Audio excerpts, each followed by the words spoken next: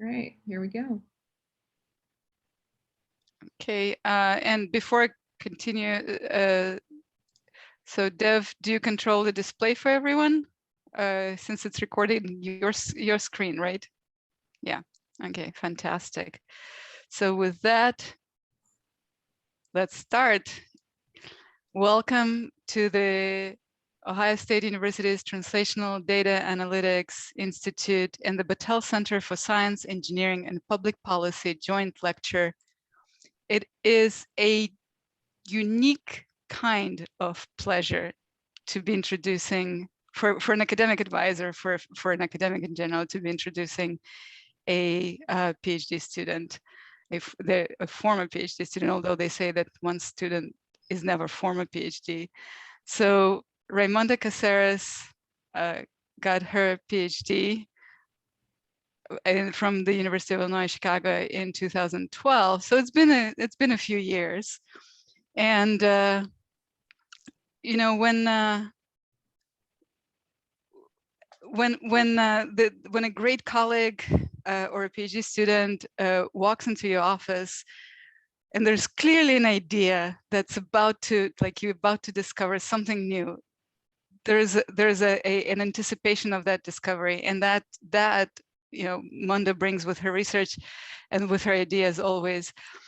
Since graduating in 2012, Monda went straight to MIT Lincoln Lab and has been a senior research scientist for several years there, and recently became the technical lead in the artificial intelligence technology group at MIT Lincoln Lab. Her research is at the intersection of network science, applied machine learning, and data mining, with applications to many domains, ranging from anomaly detection and cyber and social networks to most recently pandemic response, which she will talk about today, using network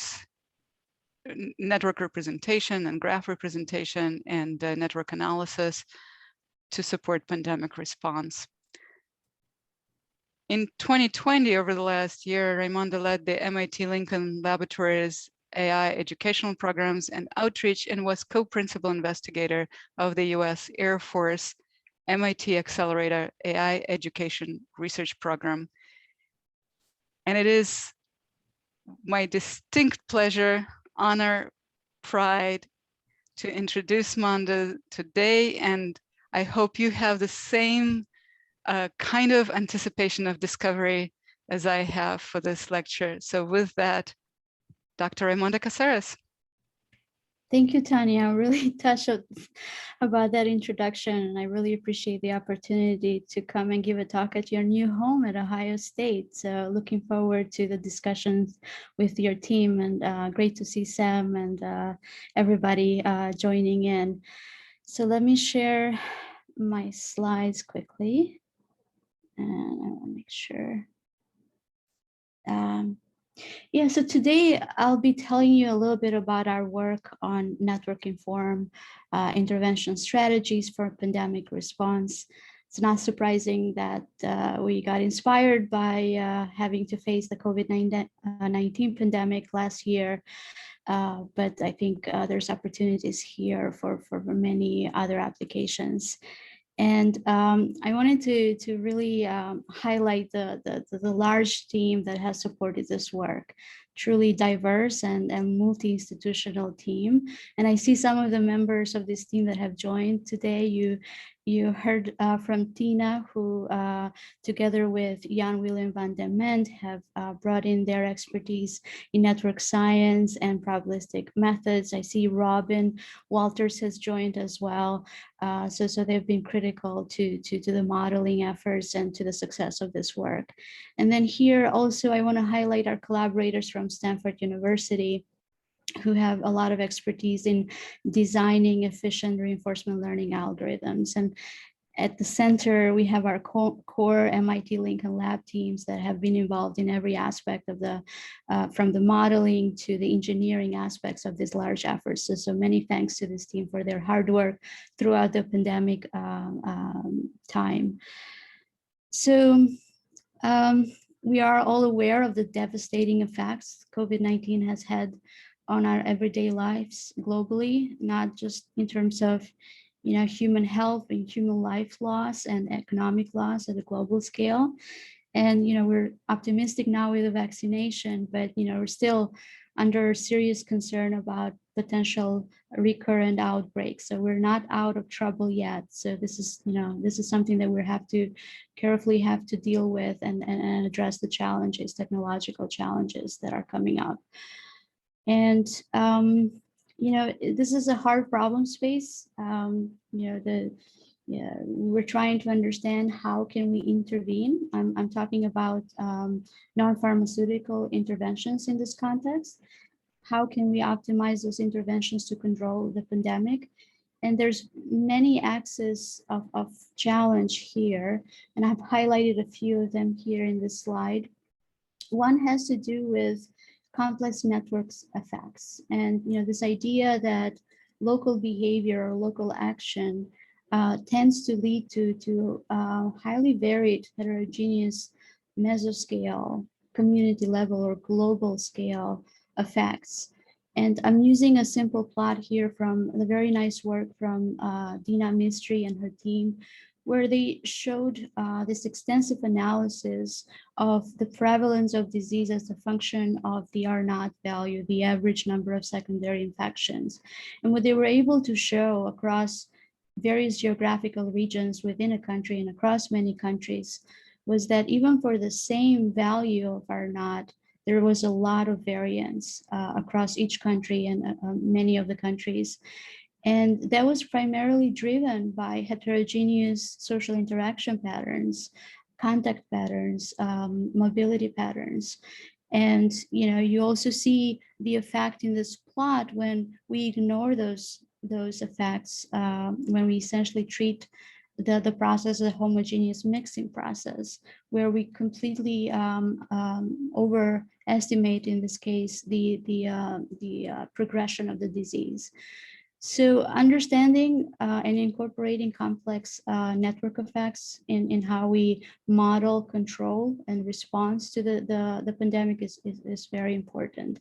And it's going to be a sort of big part of my talk today.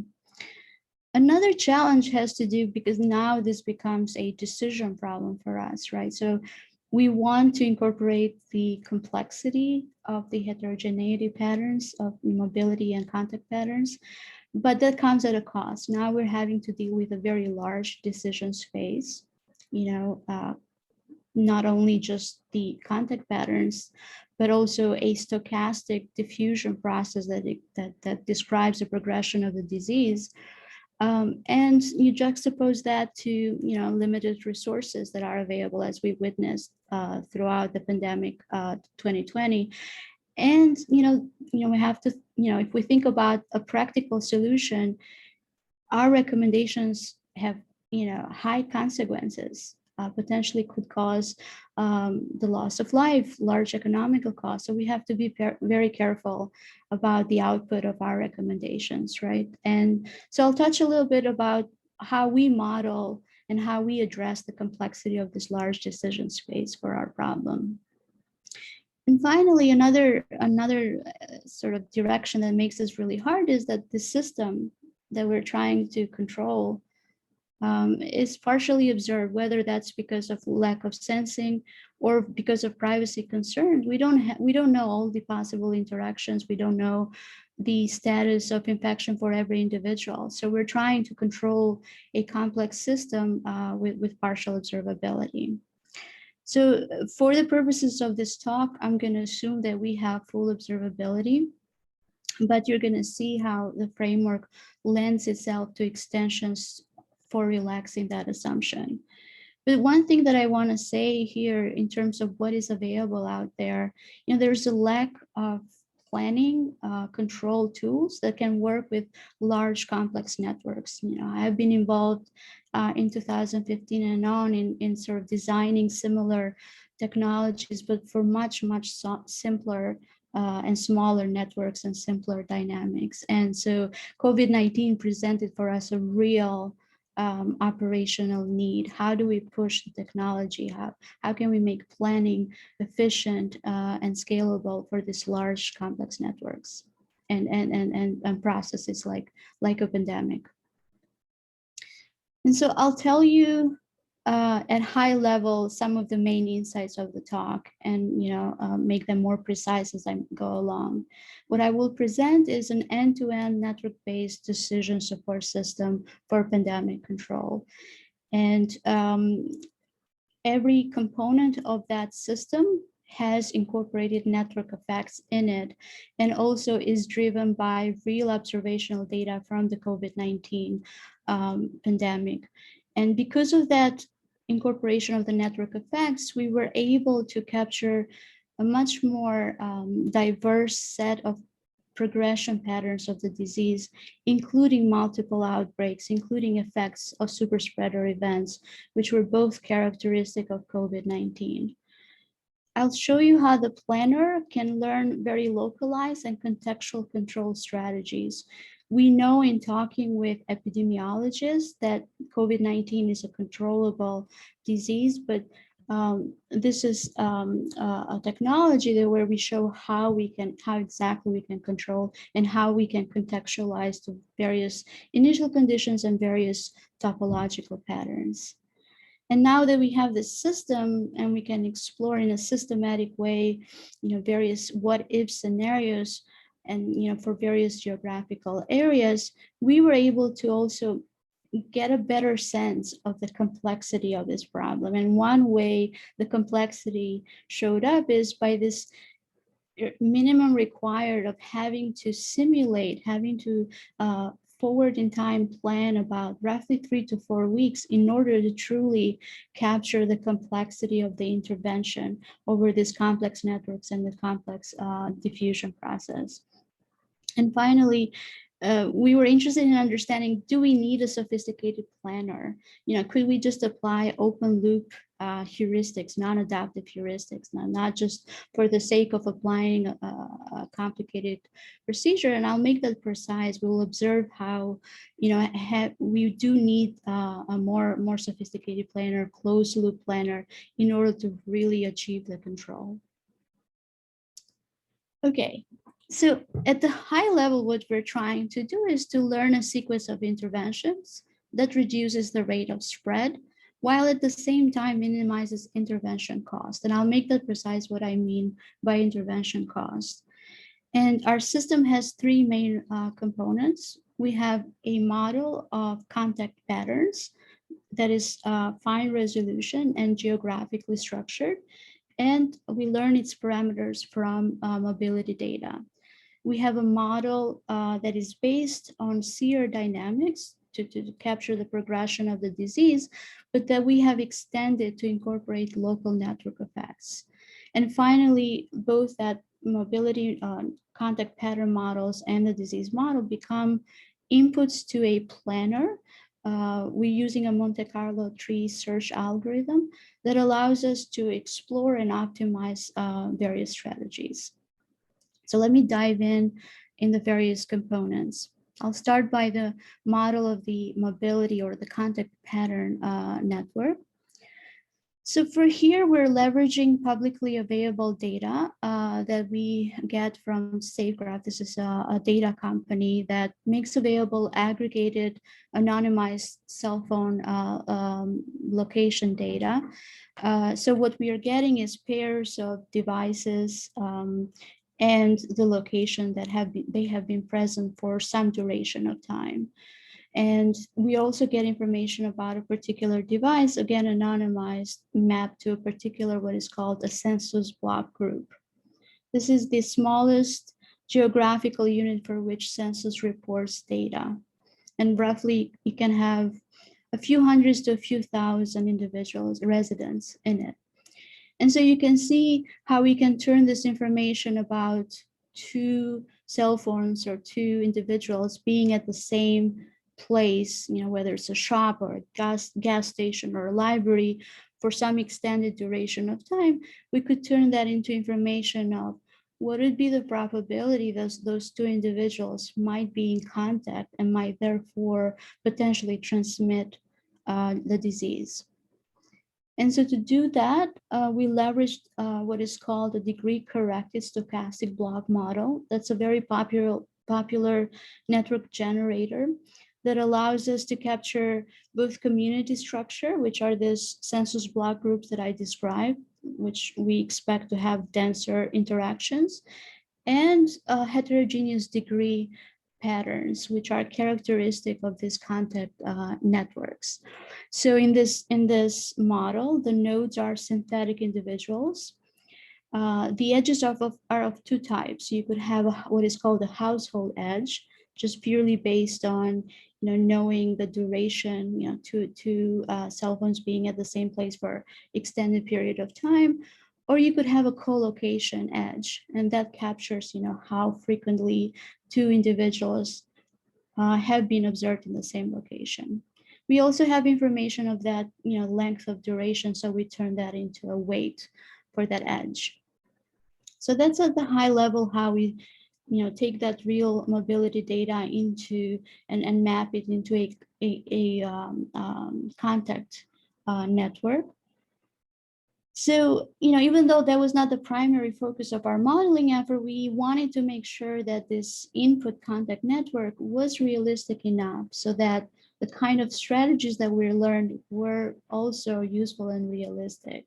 So we did extensive comparison of the properties of the networks that we generated against other networks that have been extensively analyzed in the literature, like the MIT Reality Mining Network or other similar networks that essentially capture proximity-based interactions among individuals. And we observed that our networks have similar common characteristics. So that was sort of reassuring from the modeling perspective.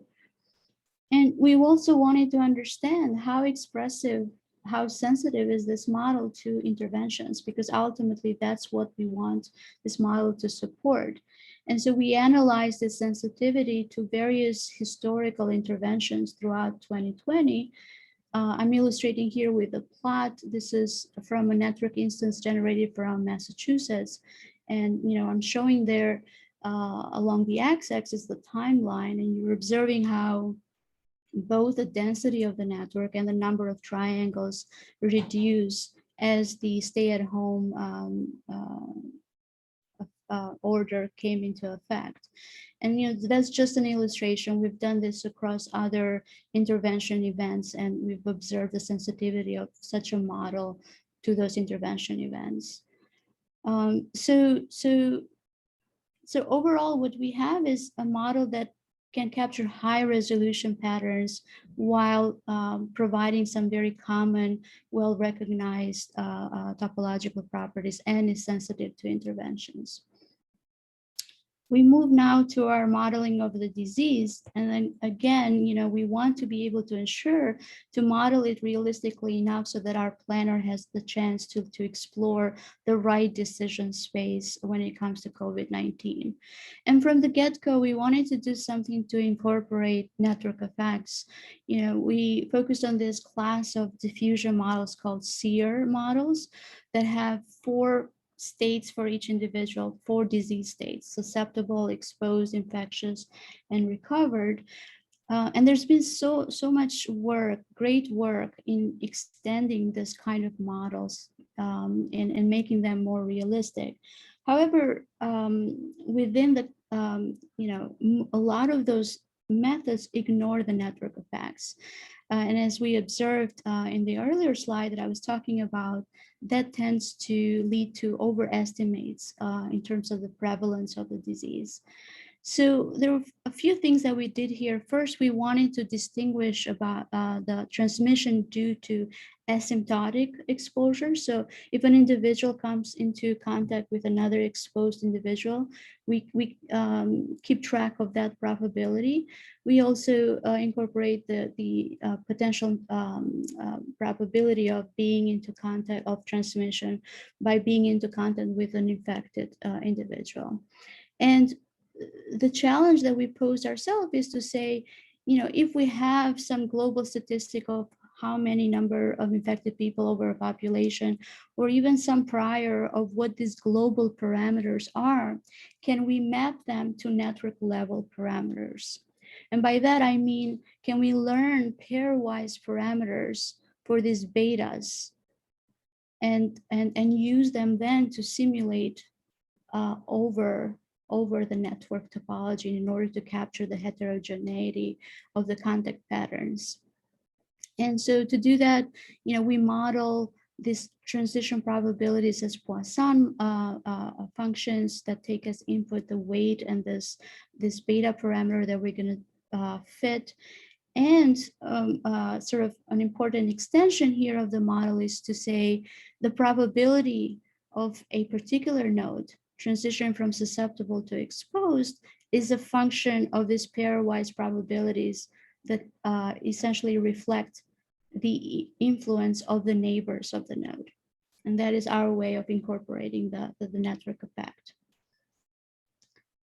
And in terms of the estimation, we relied on the expertise from our colleagues from Northeastern. I have Robin here who, played a big part in this modeling effort here, where essentially we're using probabilistic programming methods, in particular black box variational inference methods, to perform the estimation, to learn this pairwise parameters of the disease that are conditioned on reported number of infected individuals and implicitly conditioned on the network.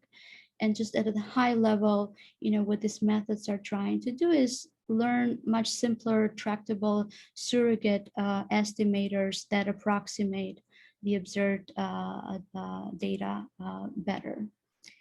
And so I'll show you some results of some of the, that we're getting from a methodology like this. So on this left plot, what I'm showing in the x-axis is the progression of the disease in days, and the y-axis is the daily infection count. And the different colors, the different curves are the susceptible, exposed, infected, and recovered states.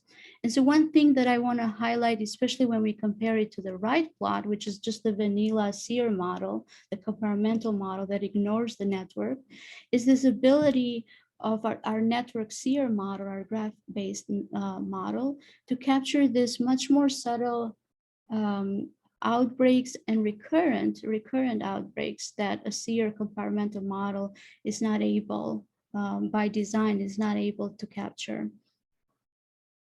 And when we compare to the actual fit to real data and the number of infected that have been reported, we observe much closer fit, as indicated by, this orange curve here is the reported data from the Johns Hopkins University.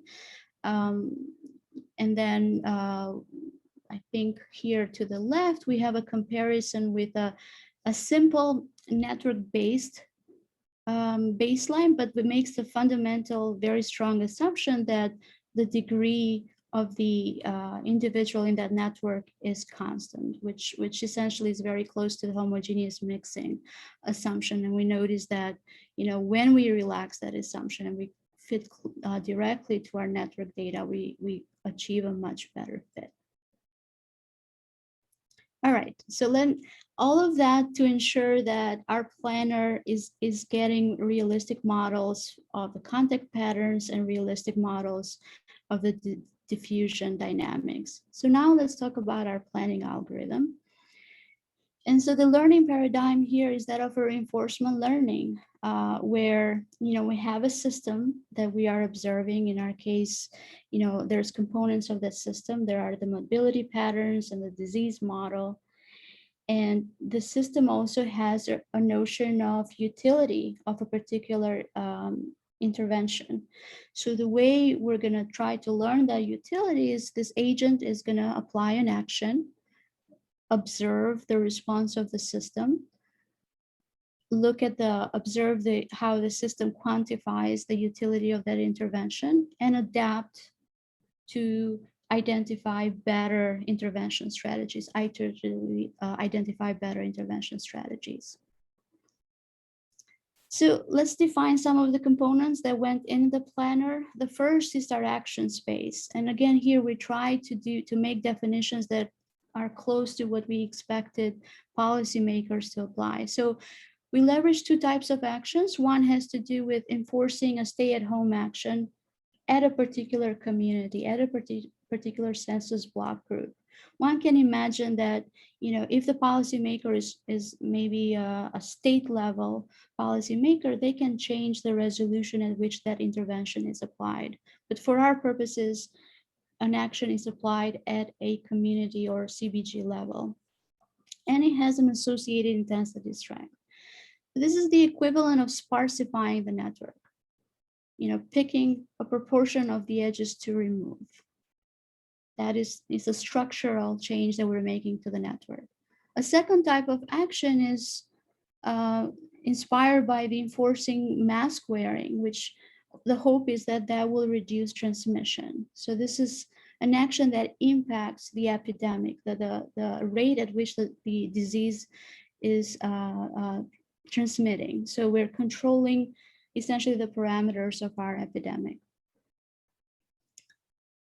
Now, I talked about how we have to deal with a very, very large decision space. So we had to make some modeling decisions, primarily because one of our objectives was to do the end-to-end learning we gave ourselves within a 24-hour timeline. We wanted to be able to give this tool to a policymaker and say, incomes are estimates of current infection rates, income, understanding of our mobility patterns. Here's some recommendations for interventions that you could consider tomorrow. Right, so we wanted to support that timeline. So we had to make some modeling decisions to reduce the action in the graph space. In terms of how we are defining the state space, we are keeping track of what action is active in what community and the duration that action is active. Here's an opportunity here for future work where we could try to incorporate more information in that state representation that takes into account the contact patterns. In terms of the actions, we're only allowing the agent to take an action at a time, one community to intervene at a time for simplicity. We're also enforcing a minimum length for which a policy can be active. And I think that's desirable not just for reducing the complexity, but even from a policy operational perspective. We wouldn't want a very abrupt switch from one action to the other. So it has both types of motivations in it. And finally, this is where we're leveraging our understanding of network effects, where we're presenting the agent with a contextual action space, meaning that at any time the agent can choose from top K ranked communities, and we leverage various heuristics to rank those communities, from how prevalent statistics of the disease to centrality metrics, meaning we might choose to pick a community that is highly central in the network and prioritize it for intervention. All right, in terms of the reward function, again, here we wanted to capture some basic intuition, but here, also we wanted to make it flexible that a policymaker can come in and say, well, that, I can modify it based on the context. But we wanted to make sure that, our agent can maximize the number of individuals that stay susceptible but that never get infected. There's a component that incurs a cost when we keep switching back and forth from a given policy to ensure smoothness and to less economical cost.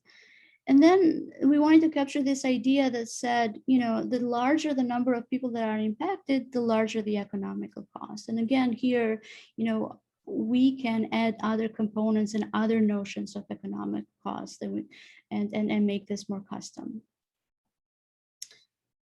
The algorithm that we picked is the Monte Carlo Tree Search algorithm. It's an online model-based algorithm. And the reason we stayed away from deep learning approaches, even though we had experience in the past of applying them, primarily because we wanted the ability to still look under the hood and be able to interpret what are some of the policies that are being selected again, thinking about an operational solution.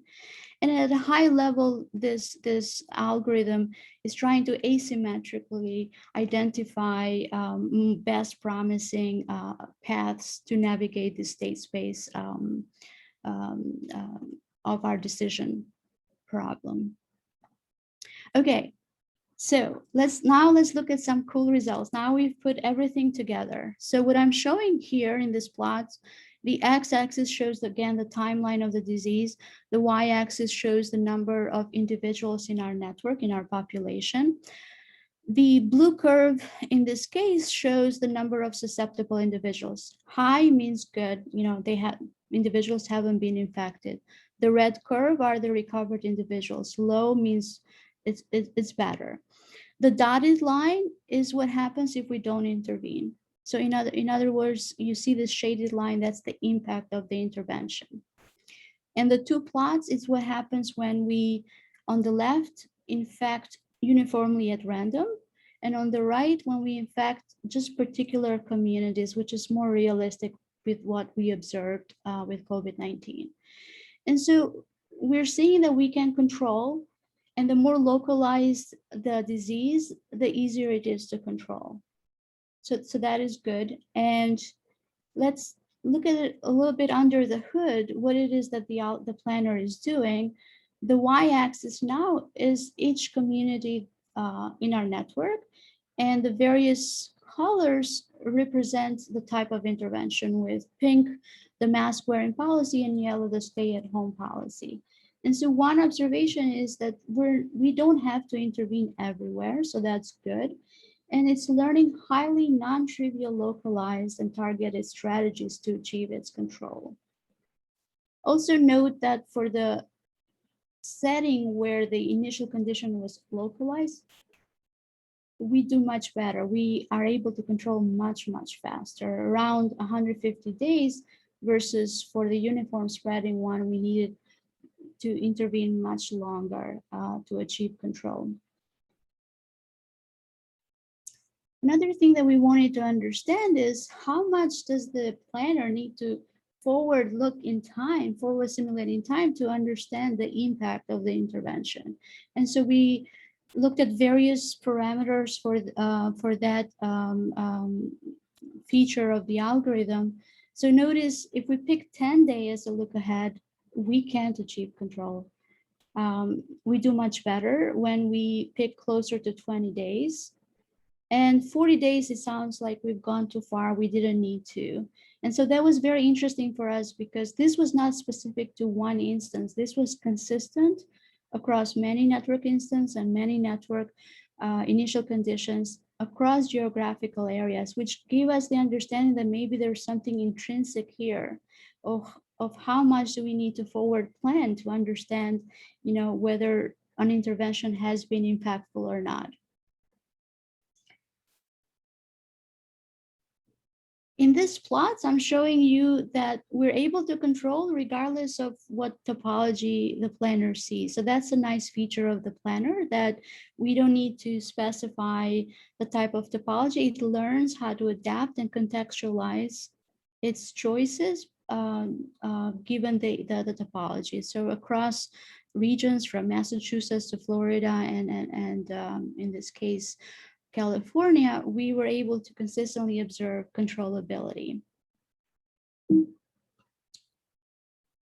All right, so here's when I discuss our comparison to other non-adaptive planning approaches. We want to make sure that we are applying the planner only when we truly need it. And so we compared it against some basic ones where, the planner can only do mask wearing. Can we control only with applying masks? Can we control with stay-at-home actions? We also looked at a baseline where we said, apply a given intervention. If a delta 1 of the population is infected, apply mask wearing. If more are infected, then apply the stay-at-home. And then last, we looked at just a random intervention strategies. And we're going to compare with respect to two metrics. What's the maximal return, which incorporates both did you kill the pandemic, and were you conscious about the economic cost? And just in particular, let's look at also the number of infected. Did you keep that relatively low? Okay, so here are some plots across the various geographical areas. Our approach is highlighted here with this reddish color, and we see that we're doing better than the baselines. But you begin to see that for certain topologies, the planner is much more critical. Certain topologies and initial conditions, I should say, right? So now we have the system to begin to explore that. What are those implicit planning regimes when there is a need for a closed loop adaptive planning strategy? Another thing that we observed is that our planner lead to much smaller variance. And when we think about the high consequences of recommendations of interventions, having low variance is an important feature. So that was good to observe that, not only we do better in terms of overall return, but, our recommendations have low variance. And here's another comparison, but now we just look at the number, maintaining a high number of susceptible individuals. And again, so we're doing better, and especially when we look at the both extremes, not intervening. And so we can begin to understand in between what's the role of the other intervention strategies. I'll highlight here Los Angeles, where there, one can argue perhaps there a simpler strategy could have worked. And that's also very useful information. If we're looking under the hood, again, our planner, because it has this ability to do the iterative adaptive learning, it's the type of strategies are much more localized, and we're able to control over a much shorter duration of time. In here, we need about 75 days to control the disease, compared to the other baselines that most of the time they need the full timeline of intervening to achieve the control. And I'll dive in a little bit, the kind of things now that we have the sandbox, the kind of things that we can do to explore and understand canonical strategies. So this is an example from Middlesex County that I showed, and I've overlaid here the network geographically, and I've highlighted some of the regions in this network. And the disease has been initialized in these two areas, community 8 and 3. And the yellow tend to be communities that are very close to major expressways and major shopping mall areas. So that was interesting. So so we can begin to analyze what are the communities that are being selected, what are some of the characteristics. And we notice that there are some non-trivial heuristics that are coming up here where, it's not always adjacent communities that are being selected for intervention, but the planner identifies some delayed potential effects, and is much later is looking at this community 19 and community 6 to intervene to make sure that completely controls the spread of the disease.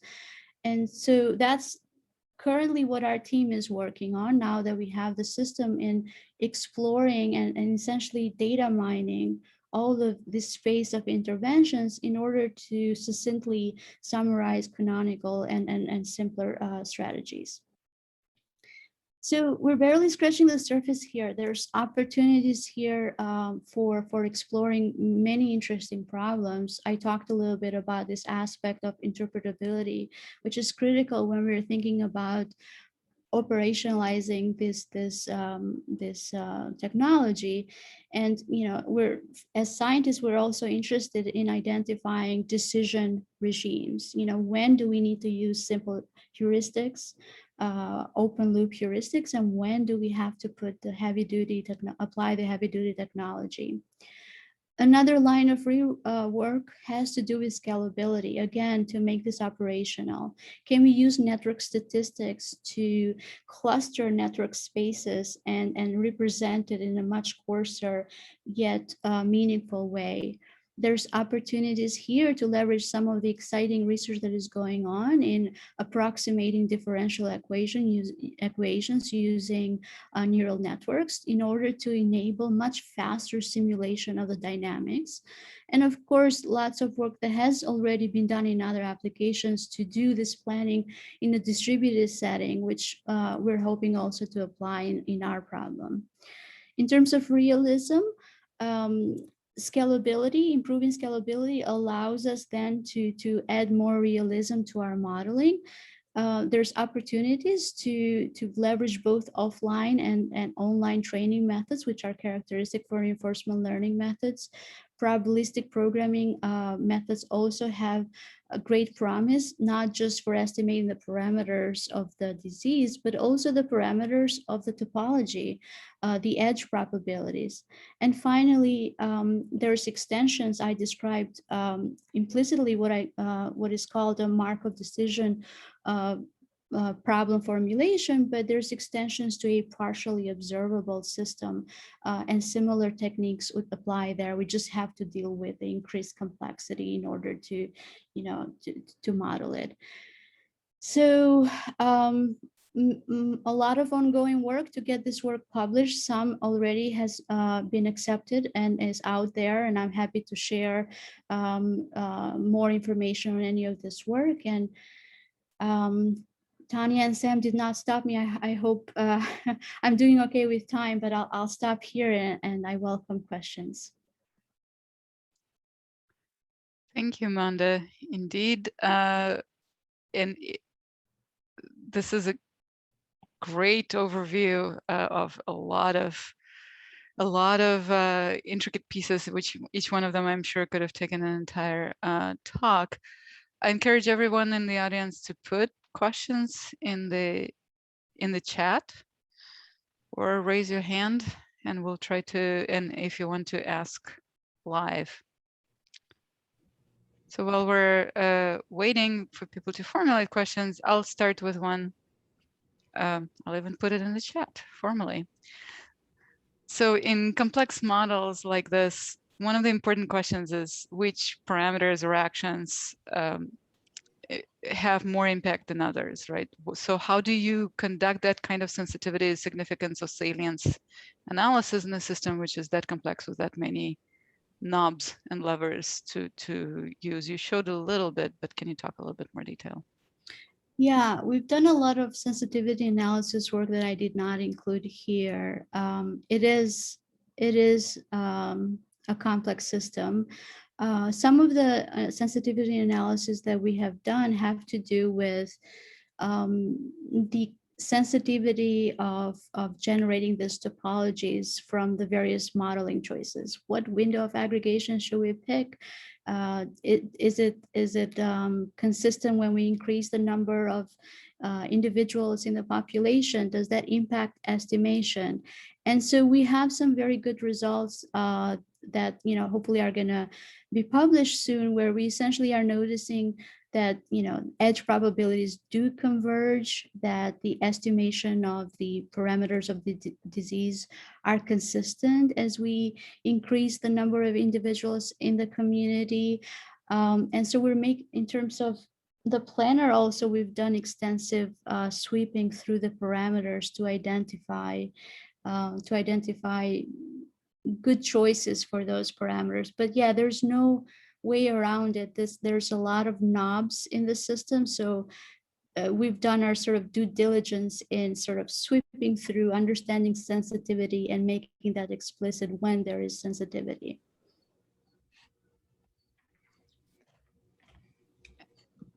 Tanya, I'd love to jump in with a question, if I may. Rajmonda, thanks so much for that fantastic discussion. It's really great to dig into this work, and we appreciate you joining today. So in our previous series of this seminar series, we had Raid Ghani on, and he was talking about really algorithmic bias and fairness. And one of the things that he talked about was these scenarios where you maybe in the best you have the best case scenario from a performance perspective, fairness is really low, but in the next best case from a performance perspective, the fairness might be really good. And one of the things that he does in his work with policymakers, they look across the sort of these trade-offs between fairness and performance, and finding that often these sort of middle space scenarios can be really fruitful and kind of the way to go. And I bring that up because you talked about a number of times, I think, in the development of this work where I sense there may be something similar. The trade-offs are different. You talked about, for example, foregoing a deep learning approach. And my interpretation of your saying that was that there was some goal of explainability that was driving that. I was wondering if you could maybe talk about some of the goals that you had from the policymaking perspective, and some of the trade-offs that you wrestled with in the team. Explainability, for example, being able to explore multiple scenarios or uncertainty. What were some of the things where maybe you did you were willing to for the performance to perhaps be less than it could be, but the trade-off was that you were able to get other things out of it? So explainability was a big one, because we truly wanted to set up this system with the hope that we could make it available to a policymaker.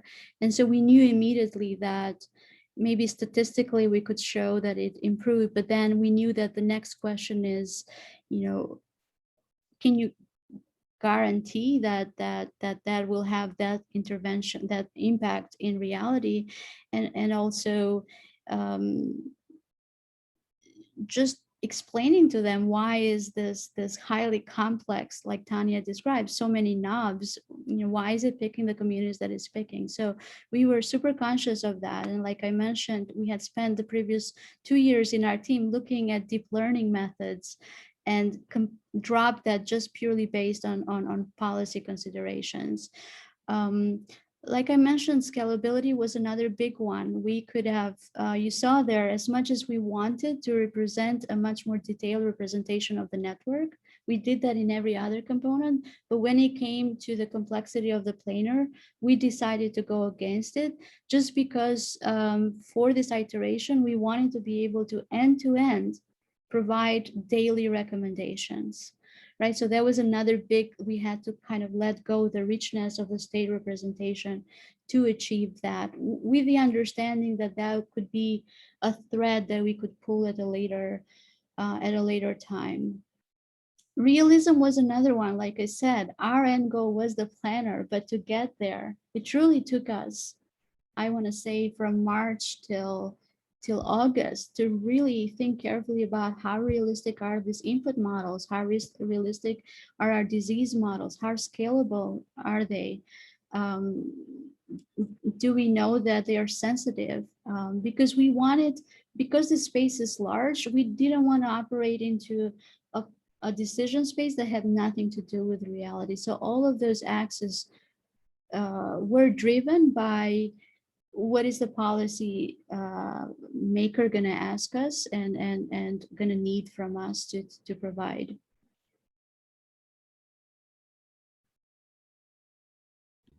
Thanks for that. And I guess on a related note, while we wait for some questions in the chat here, one of the things that you mentioned up front, I think as kind of a challenge, was this idea of partial observability. And I see my colleague on the Ohio surveillance team, Dave Klein, is on the call, and Tanya, of course, and Mike Oglesby is here too from the OSU monitoring team. I think this has really been a key challenge, is dealing with heterogeneous search effort, and also reporting lags from all of this, constellation of public health jurisdictions. Could you talk a little bit about, as you were trying to build in learning over time, how you wrestled with that particular challenge, so that you weren't just chasing the data reporting system, but had some appreciation for the underlying data as well? Yeah, absolutely. Actually, in the original formulation, we had a component that was trying to address the observability more directly. Our earlier work with Tina Eliassi-Rad was focusing on improving partial observability via reinforcement learning techniques. And so we had considered an action space where the agent could toggle between a planning type of action of intervening and a reducing observability type of action. And in the end, we decided for simplicity to stay with the full observability, but we knew that we had that technology that we could go back to. And I think we are now at a point that we can explore and expand in that direction. Some of the work that we're doing currently is looking at the sensitivity without explicitly modeling it, is just analyzing the sensitivity where you're presenting the network with partial snapshots while keeping away some of the edges and understanding, if I showed the planner 80%, will it maintain its performance with that level of observability, or if there's some noise. So we are in the process of exploring sensitivity to partial observability. Another big one that I got a lot when I described this work was compliance. And I think there's ways in this framework where we can implement that feature also. Again, by the time we sort of put everything together, we had to make some decisions to maintain, to scope the complexity. But I think there's so many threads to pull there in order to enable a more realistic, to get closer to what we are having to deal in real life.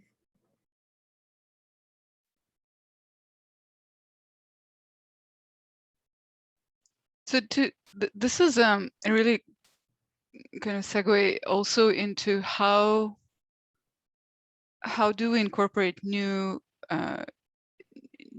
strategies for control, right? So as we're starting vaccination efforts, how easily can this be incorporated, and also the more potential control strategies and the finer they are, do we open schools, do we not open schools, which is different from just quarantining communities in place, do we vaccination strategies and of a community, and so on and so forth. That how does that affect not only the ability to incorporate that into the model, but also to the ability to separate the effects? The more control strategies you have, the harder it is to detangle the effects of one versus another. Yeah, so I think in terms of how flexible it is, it's from the modeling perspective, it's flexible. Essentially, we're expanding our action space. Immediately, what we then have to worry about is scalability, right? So you saw us kind of make some decisions there to control, but we could talk about similar decisions of prioritizing additional types of actions. So I think I would say modeling wise, it's flexible, and then just dealing with the scalability. And in all honesty, we did some very basic things to make it scalable, but there's opportunities there to, like the distributed planning, there's so many opportunities there to achieve the scalability. So I think I see it, Tanya, as a trade-off. Addressing scalability opens up our modeling capability and realism. The second part of your question was about how do you detangle? That's a difficult question, Tanya, and I don't have a good answer for you there. I don't have it's not intuitive, and I think what it will take is, what I described. Now that we have this system, it will essentially become another machine learning task of taking the output of that system and mining it. So what the system is providing us is an exploration tool of this decision space. Then we can begin to mine and untangle, but it's not straightforward. Yeah. Thank you. I want to make sure we have time for questions from the audience, and Sam and I can continue for a little while this conversation. So if there's a question and you want to type it or ask live, please feel free.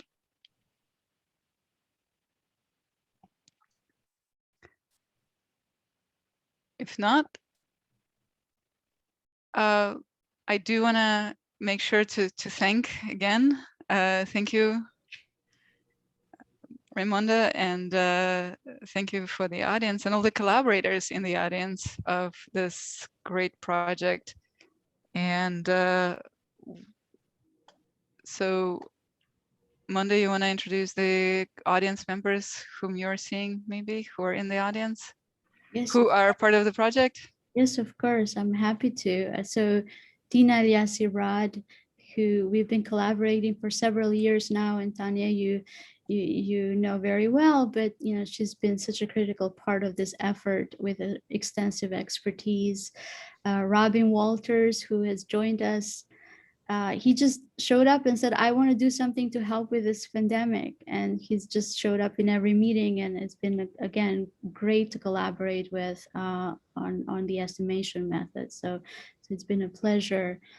Let me see who else has joined. I have a few colleagues of mine from my group. I see Diane.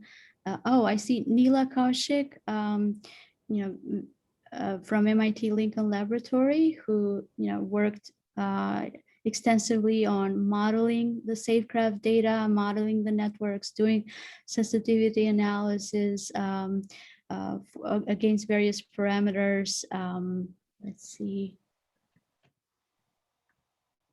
And shout out if I'm not seeing you. I'm scrolling in my very tiny portable laptop screen. I refuse to get a big monitor screen, but yeah, this has been so inspiring to see everyone saying, let's do something that matters. And the problem space is really hard. Of course, there's so many, from the research perspective, there's so many interesting avenues, but I think we were really concerned about the realism, the practicality. So it was really great to see everyone showing up consistently and trying to make the design and the implementation of the system better. So big thank you to this team. Thank you to the team. And thank you, Rajmonda, again. So with that, the formal part of the presentation is over. We will stop the recording, but we can continue the conversation